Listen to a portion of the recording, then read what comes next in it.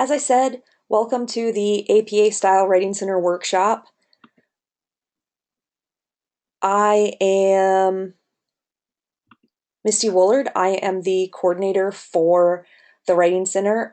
If you guys reach out to the Writing Center, you're probably going to be speaking to me 9 times out of 10.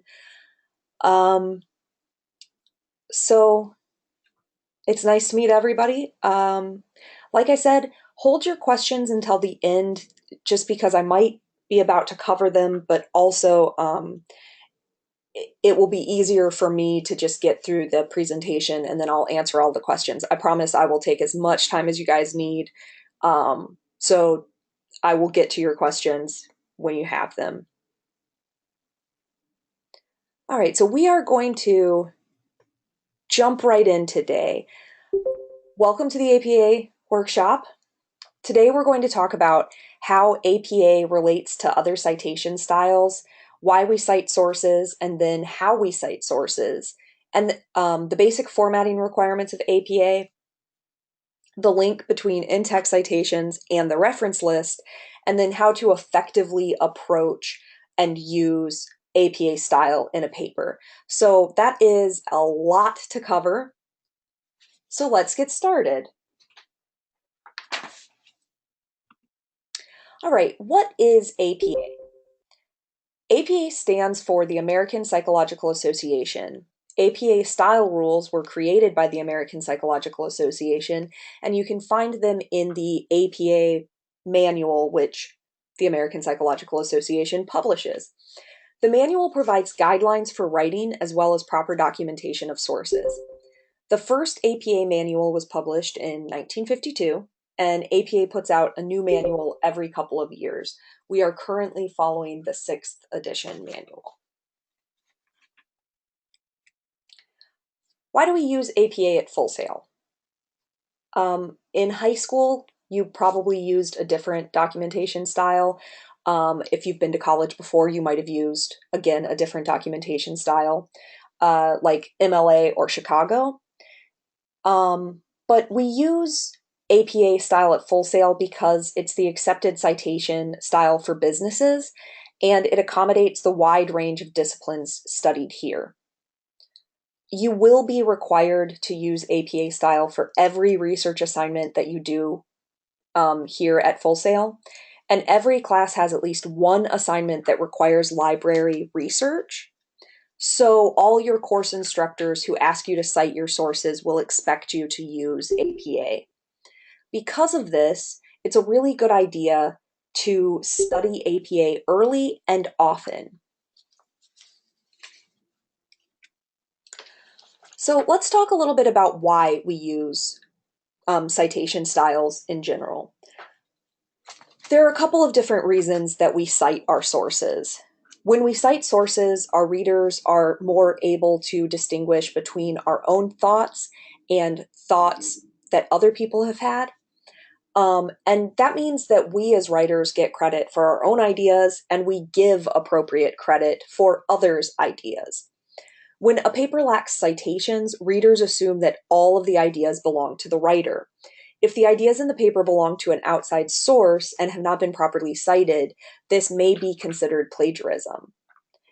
Another reason that we cite sources is that it shows that we've taken the time to study and understand the research and documentation process.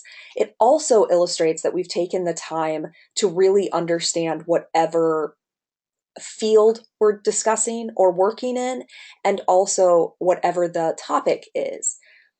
Utilizing and citing research allows us to support our own ideas, and that makes our own arguments more credible. What needs to be cited? Any information that comes from an outside source needs to be cited. This includes quotes and paraphrases, summaries, images, audio, video and game elements, computer software, and other media. So let's talk a little bit about the difference now between quotes, paraphrases, and summaries. A quote is a word-for-word passage from an outside source. You have to cite all quotes used in the paper, and when you quote, you need to put those quotation marks around the words that come directly from the outside source. A paraphrase is when you take an idea or a fact from an outside source and you put it into your own words. Again, you have to cite all paraphrases in your paper. And then a summary is when you put the main idea of a piece of writing into your own words. This differs from a paraphrase where you put a specific idea or a fact from a piece of writing into your own words. A summary is literally when you are summarizing the whole work. And again, summaries must be cited. Audio, video, images, and other media, such as video games and computer software, also need to be cited. There are two different ways to cite media. One citation style we use when we discuss media in a paper, and another citation style we use when we actually include media in a presentation. We're going to talk about both of those in just a few minutes. Okay, so if we've talked about what does need to be cited, the next question is obviously what does not need to be cited. And the biggest question that we get about citations is this idea of common knowledge. So you don't have to cite common knowledge. But then that raises the question of what is common knowledge? Ideas that are available in a variety of sources or are generally accepted facts, such as pollution is bad for the environment or writing is a process, do not need to be cited. A good way to determine if something is common knowledge or not is if you can find the same information undocumented in at least 5 credible sources. It's important to note that if you read an article and you remember something from that article, the fact is not considered common knowledge. You must still cite the article. A couple of other things that don't need to be cited include findings from preliminary experimentation, which is a fancy way of saying experiments you conduct yourself. These don't need to be cited. And then original audio, video, and images that you have created. If you are still having questions about what needs to be cited and what does not need to be cited, the rule of thumb that I use is if I'm not sure, I cite. And the reason for that is it's better safe than sorry. All right, in this next section, we're going to talk about the basics of APA style, and we're going to talk about some of the formatting requirements. There are 3 major elements of an APA paper: the title page, the in-text citations, and the reference list entry. There are other elements that are not always needed, like an abstract, and we're going to talk about each and every one of them. So first, let's talk about the title page. This is what the title page should look like. At the end of this presentation, I will provide links in the chat box that will show you how to actually set up your title page so that it looks like this. And I'm not going to walk you through that process right now because it's a little bit, it's the type of thing that if you're not making title pages regularly, you're likely to forget. But it's also just the YouTube video does it so well, and I'll give it to you guys and you can have it. You can bookmark it and just keep it. So anytime you have to create a title page, you can pull that YouTube video up and watch it. Okay, so let's look at the actual elements of the title page. Every title page has a header. The words running head, followed by a colon, and the title of your paper in all caps should appear flush left on the header. The page number should appear flush right in the header. You will have a different header on your title page than you have on any of the other pages of your document. On the rest of the pages, you drop the words running head and the colon, and you just put the title of the paper in all caps. Centered about halfway down the page, the title of your paper appears on the first line. Next, your name gets its own line, and then the name of your school is the final line. So that's your title page. You may or may not be required to include an abstract in your document. Usually abstracts are only included with longer research papers such as a thesis paper. When you are required, though, the abstract is just a brief summary of your paper that immediately follows the title page. And it looks a little bit something like this. The abstract should be double-spaced.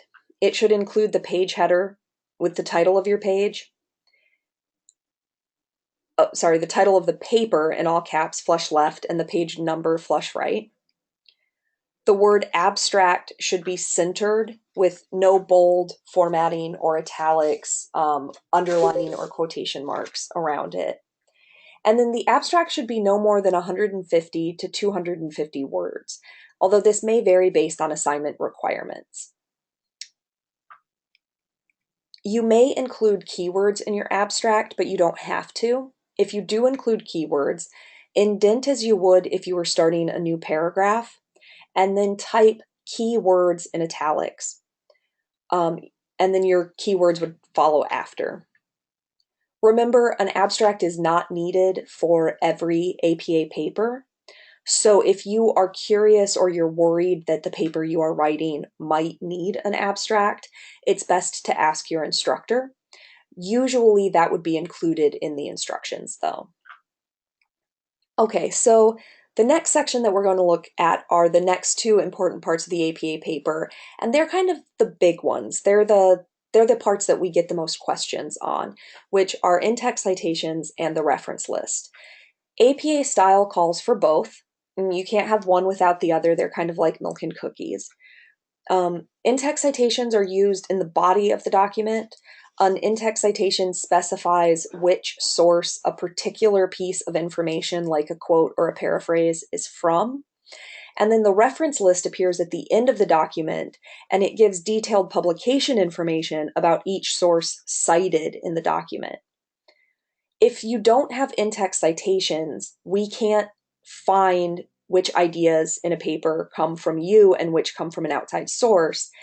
And then if we didn't have the reference list, we wouldn't be able to find the references used throughout the paper. So the in-text citation allows us to see whose idea we're reading, and then it also directs us to the correct reference entry on our reference page. And that publication information that we have in the reference entry allows us to actually go and find the research that you have done. In the next few sections, we're going to go through a lot of specific details about formatting for in-text citations and reference list entries. Please don't feel like you have to memorize everything I say. It's a lot of information, and later on in the presentation, I'm going to show you the resources where you can find the same info for when you need it. So let's talk about in-text citations first. What should an in-text citation look like? The format for in-text citations can vary depending on whether the information cited is a quotation, a summary, or a paraphrase, but there are two basic formats for in-text citations, whether you're citing a quote or a summary or a paraphrase. So the first example is a quote from a Writing Center blog post. Here we've used the author's last name in the sentence after according to. We've put the date in the parentheses immediately after the author's name and the page number in parentheses at the end of the sentence. In this case, we don't have a page number because it's an online blog, so we've used a paragraph number instead. When we put the author's name in the sentence like this, it's called a signal format. And then the second example is another way to create an in-text citation. We don't use a signal phrase in the second example, so instead we have put the author's last name, the year, and the page number at the end of the quote. Either format is acceptable.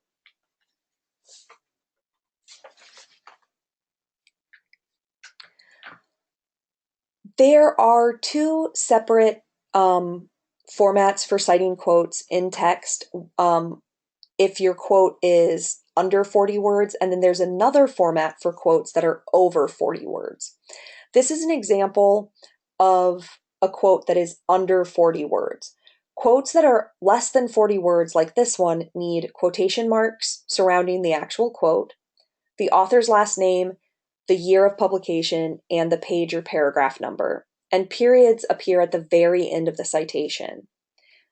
If the quote is more than 40 words, We use a signal phrase. We have to use a signal phrase. In this case, it's Chapman 2012 states. We do not need quotation marks, but the quote is indented and starts on a new line. And this is a little bit of a strange APA rule, but in this format and only this format, the period appears at the end of the sentence rather than at the end of the citation. Also, we haven't done so here, but if you omit words or phrases or entire sentences within the quote, you have to use the ellipses. So now that we've looked at quotes, let's move on and look at paraphrases. In this example, we're citing a paraphrase. We used an idea from the article we're citing, but we didn't use a word-for-word quote. We put the idea into our own words. We still need to include the author's last name as well as the year of publication, but with paraphrases, it's not necessary to cite the page number. The summary is very similar. Like the paraphrase, we still need to cite the author's last name and the year of publication, but again, not the page number. So sometimes we encounter tricky resources that do not include the information we need to create an in-text citation. That could be the author's name or a date of publication or a page number. So how do we handle these sources? If there's no author listed, we can use the first few relevant words in the title of the article or book in place of the author's last name. The title should be in quotation marks. If there's no specific author listed, but the information comes from an organization or company, you can use the name of the organization. For example, a study by the Food and Drug Administration or a quarterly earnings report from a company like AT&T is unlikely to have an author listed.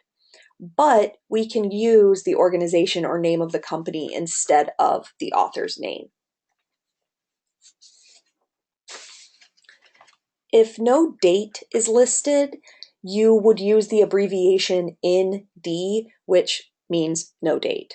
And if you are using a signal format, it would look like according to Thomas, ND, and then if you were using an in-text parenthetical, like at the end of the quote without the signal format, the bottom example is what it would look like. So often page numbers are not available if we're citing in an online resource. And so if you're citing a quotation and you can't find a page number, you should cite the paragraph number where you found the quote. So for example, if the quote was in the second paragraph, we would say para 2. If we're citing a paraphrase or a summary, we don't need the page number, so we don't need to include anything for those. All right, so let's move on and talk about the reference list, which is the third major element of an APA paper. We'll start by looking at formatting requirements. Every page needs a header. The header on your reference page should look like the rest of the headers in the paper, with the exception of the title page, with the title of your paper in all caps, flush left, and the page number flush right. The word references should be centered at the top of the page. Again, this doesn't have to be underlined or bolded or italicized. And then the sources should be listed alphabetically by author's last name.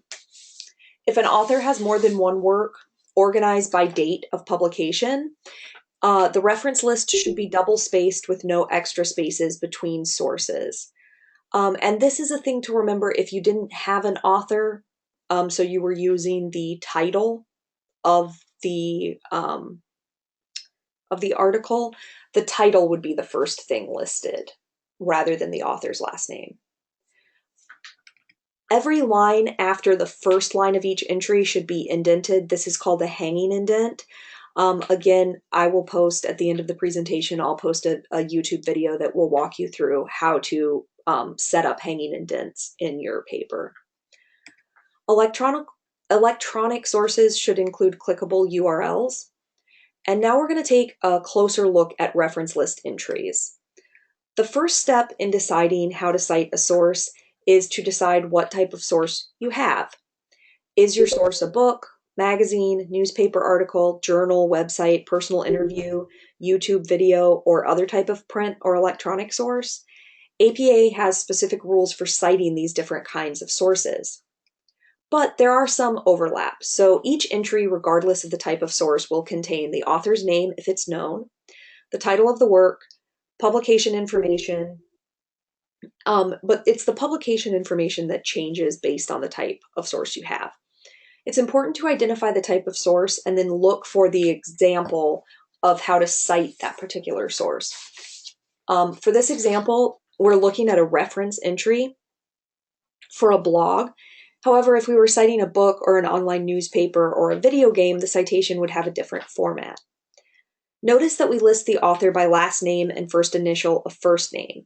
In this example, we have a single author, but your source may have multiple authors, no author, or an organization as the author.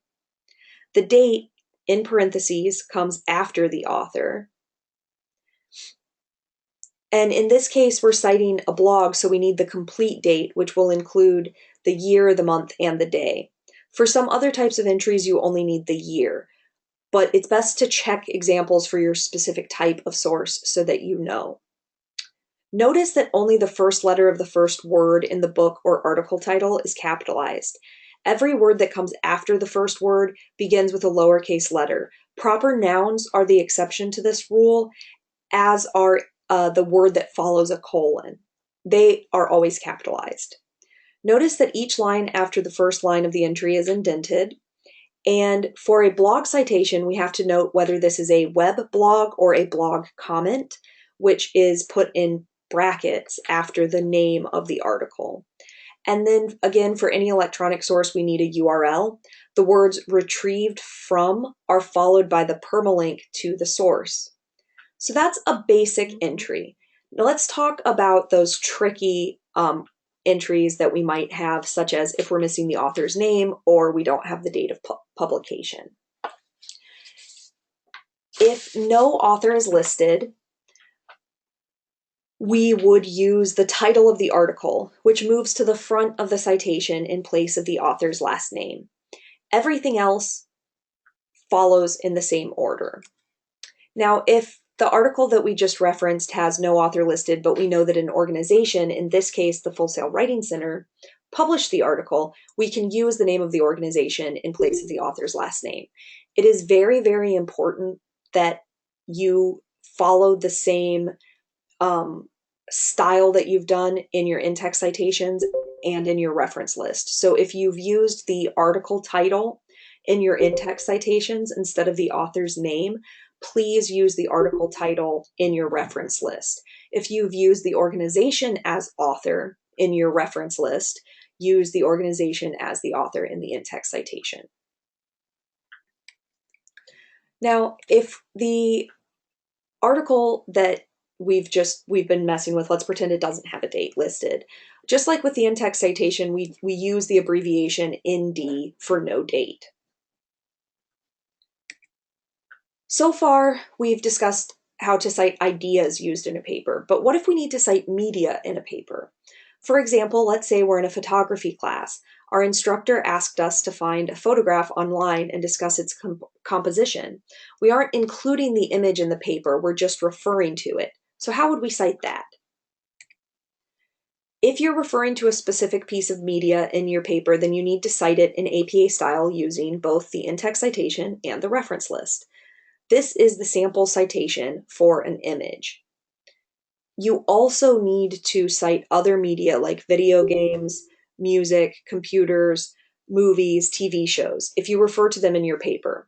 There are specific reference list entry formats for each of those types of sources. So what if you're citing media that you've used in a visual presentation? For example, an image or video taken from the internet that you wish to use in a PowerPoint or a keynote. If you're reproducing an image in your presentation, you need to follow these 3 steps in order to cite it correctly. You need to check the copyright license. You need to include an image URL on each slide where the image appears in the presentation. You can actually look at the bottom left of this slide, right above where the chalk would be on the chalkboard. There's a URL. It's faint, but it is there. And then you have to include a reference slide in APA style. And here's an example of a reference page for a visual presentation. So how would you find images? There are quite a few places to look for images that are licensed for reuse. Actually a great place, and I will just pull this up for you guys, a great place to look is actually the library. So if you sign in to Connect, you can go to the library's page. And Full Sail has actually purchased licenses so that students can use the images in these in the databases. So you can come down to research database, and there are two. You have the AP Images collection, which is a great one to use. And then you also have the Oxford Art Online, which is a great one to use as well. So you can actually search for specific images to use at the library.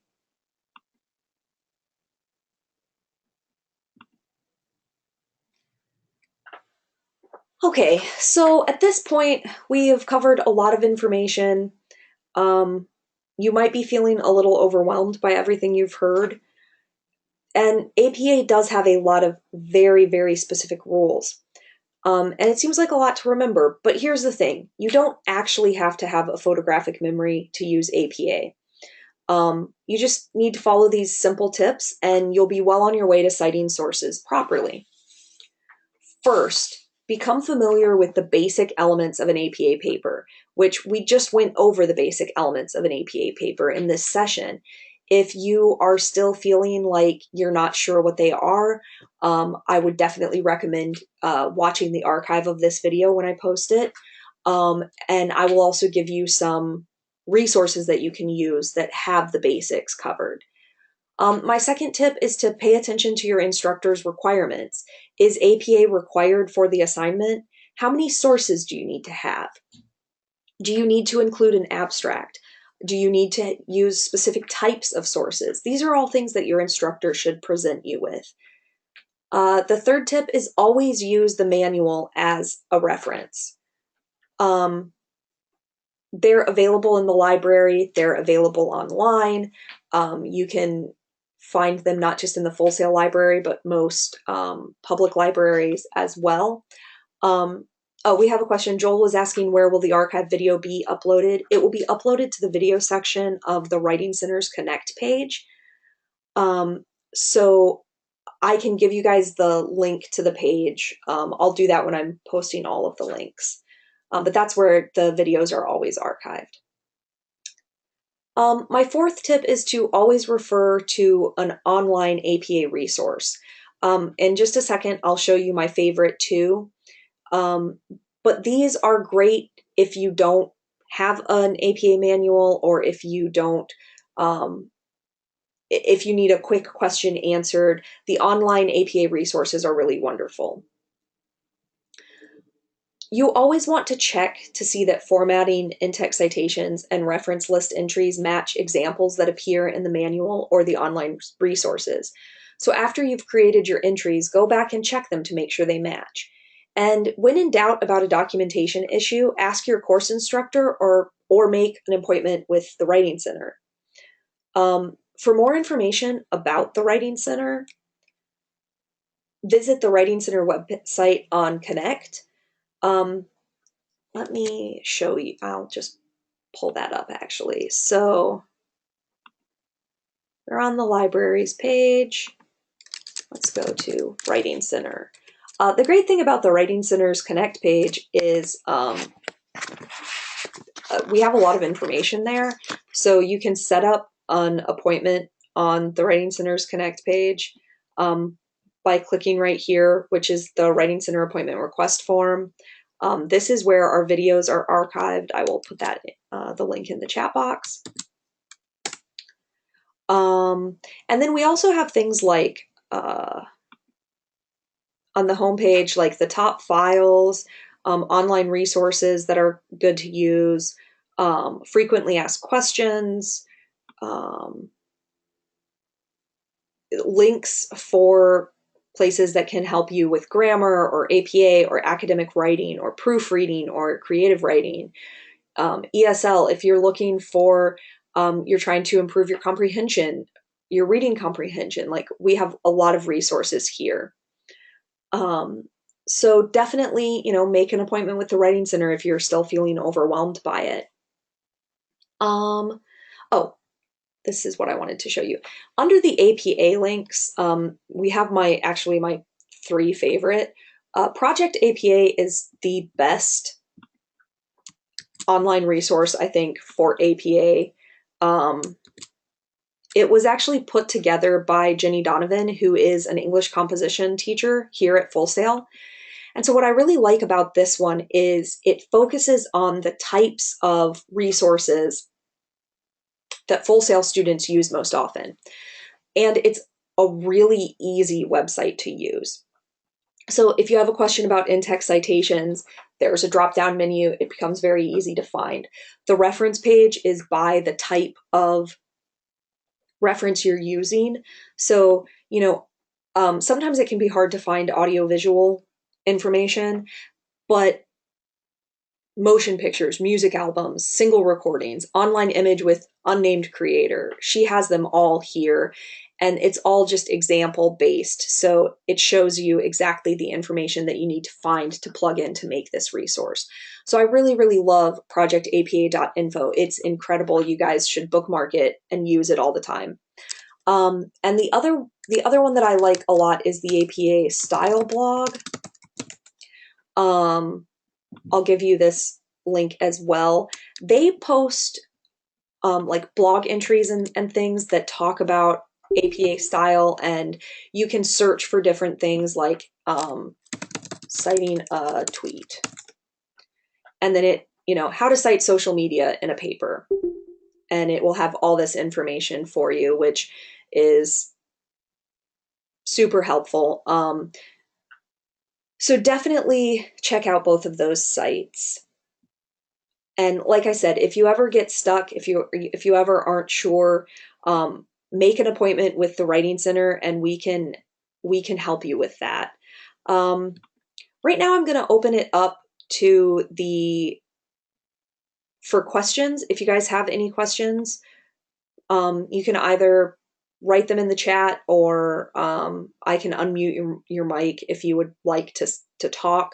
While you guys are thinking and typing and doing all of those things, I am going to post those links that we were talking about, the videos for how to make a title page and do the hanging indent, just in case you guys need them.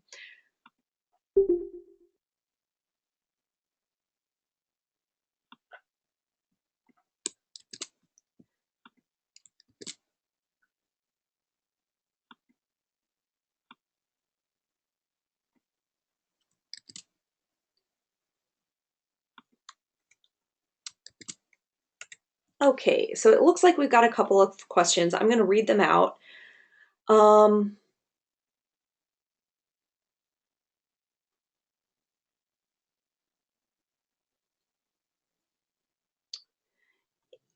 In one of my classes, I had a really hard time trying to find APA style images that I could use for my video presentation. Is there any other places where I can find images that are not listed in the Full Sail library? Yeah, you could use, hold on, let me pull it up. I think it's called, you could use the site Compfight. You can search for specific photos based on their license, which is really good and makes it much easier. And they also answer a lot of good questions about like photo licenses and things like that. So Compfight would be a good place, a good thing to check out as well.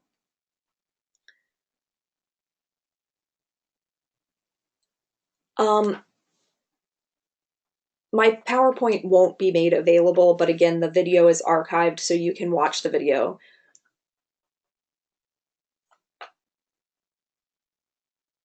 It looked like Annapurna had a question. Would you like me to unmute you, or would you like to just type it into the chat box?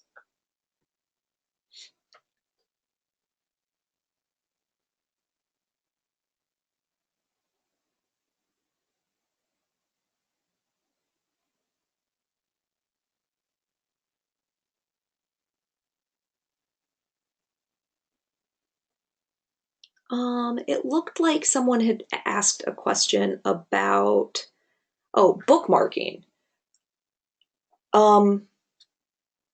Yeah, if it depends on what browser you're using, but if you are using Chrome, you can just click this little star that says bookmark this. Then if you're using a different one, you can always come into the bookmark and say add bookmark. And then, okay, how to give an in-text citation from a sentence that you heard from a video. What you would want to quote then is I'm actually going to go to projectapa.info and show you. So it would be the same information. You would want the author or the person who made the video, and then you would want the year that it was published or posted. And then obviously you won't have a page number because it's a video, but your in-text citation would look the same. Your reference page would be like a YouTube or online video. If you have their real name and their screen name, it looks like this example. And if you only have their screen name, it would look like this. So let's say you using this YouTube online video with screen name only, your in-text citation would be SciShow, 2014.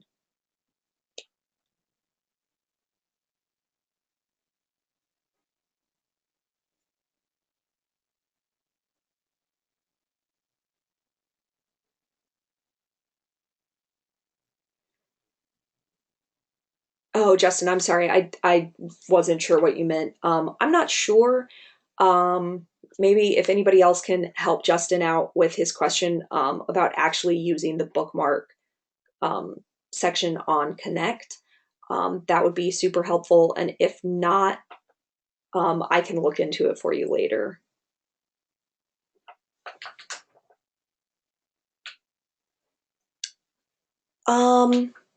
Is there a pocket booklet you would also recommend? There are a couple of different small APA style books that I like.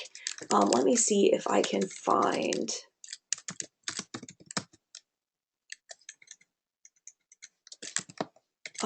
There's one that I like a lot, but I can't remember what it is, what it's called. And I just want to see if I can find it by looking at images. Oh, yes. I love this one. The APA Pocket Style Manual is my favorite. I use it at the Writing Center. It's really easy to use and it's set up in a way that's really helpful.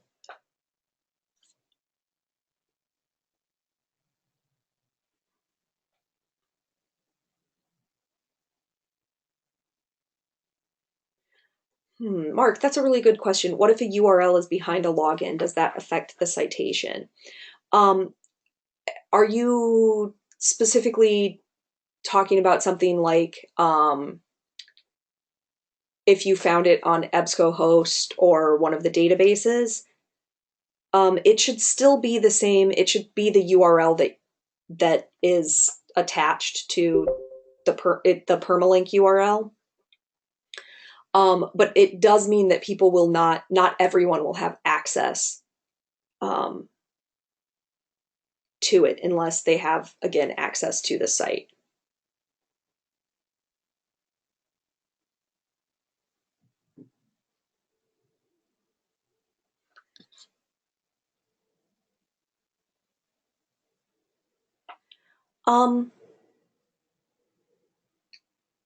No, you don't need to indicate that.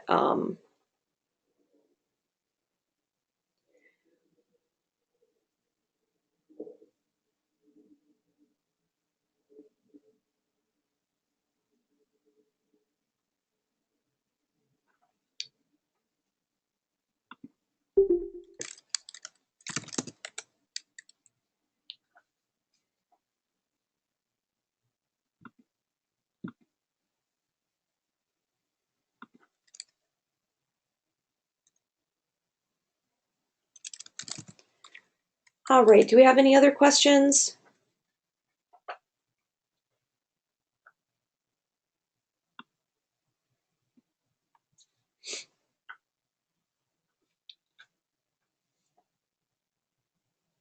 I am going to stay logged in for a little while.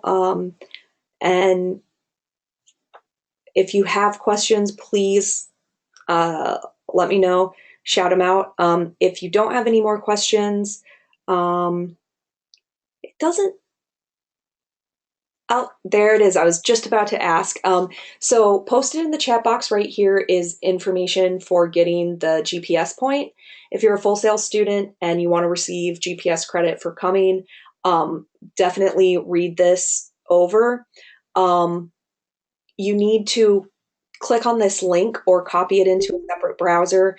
You only have 1 hour to complete the survey from now. So make sure you have that link and so you can get your GPS credit if you would like it.